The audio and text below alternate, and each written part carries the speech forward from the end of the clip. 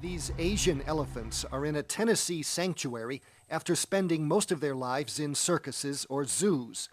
New research suggests the trauma of seeing their mothers killed when they were babies, followed by decades of confinement and dominance by humans, have driven some of them crazy. It breaks their spirit, it causes great fear, and on a day-to-day basis, it's just this current of stress, just continual stress. Carol Buckley started the Elephant Sanctuary 11 years ago on 100 acres.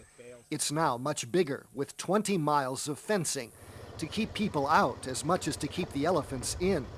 18 elephants live here. This is Winky, a 40-year-old elephant captured in Burma as a baby. Now she weighs more than 4 tons. Winky roughed up her handlers at a zoo in Wisconsin and fought with other elephants. She was tied with chains for months on end. Buckley got her 6 years ago and hoped Winky had put her past behind her. Oh, pretty girl. But one day, suddenly and without warning, Winky went berserk. She turned on her longtime caretaker, Joanna Burke, who was giving her water from a hose. It was instantaneous. There was no hesitation. She turned, swung, hit Joanna, took 2 steps, stepped on her, dead. That fast. It was that fast. Sanctuary co-founder Scott Blay tried to intervene, and Winky broke his leg. No one knows what triggered the fatal attack. Can you put your foot up there? Like humans, elephants have long childhoods, and they can remember things that happened to them 50 years ago. One wild elephant expert says painful memories can recur like nightmares and drive an elephant to kill.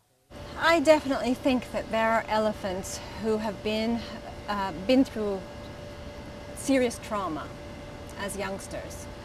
I definitely feel they are intelligent enough, emotional enough animals that they could exhibit post-traumatic stress disorder.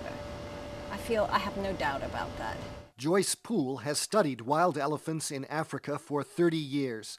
The wholesale slaughter of elephants for their ivory reduced their numbers by half in just a decade and orphaned an entire generation of elephants, many of them winding up in American zoos. They were elephants who had witnessed their whole family killed. They were most likely tied to their mothers, their dead mothers, while their mother was being butchered, and then they were shipped off and sort of started a founder population. These elephants then grew up without mothers, without fathers, without role models, in this strange society of orphans. Wherever there were these cull orphans and rhinos together, the elephants were killing rhinos. But Poole says elephants that have grown up with their families in fact rarely kill, and when they do, they seem to regret it. They're not carnivores after all. They're not an animal that normally kills. So when they do kill, does this cause them some kind of grief?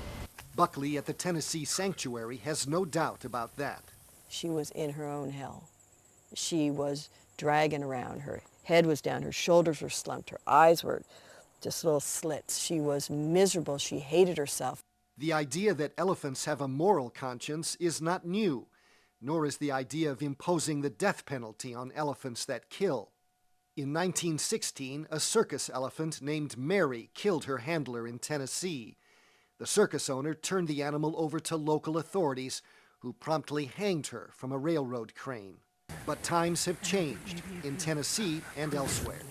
We see elephants now as beings, and that's having a big impact on how we manage them, how we care for them. Buckley refuses to kill or even punish Winky, who in a sense is already out on parole. She's free to roam the sanctuary, enjoying the company of other elephants and the people who care for them. For Assignment Earth on Yahoo News, this is Gary Stryker.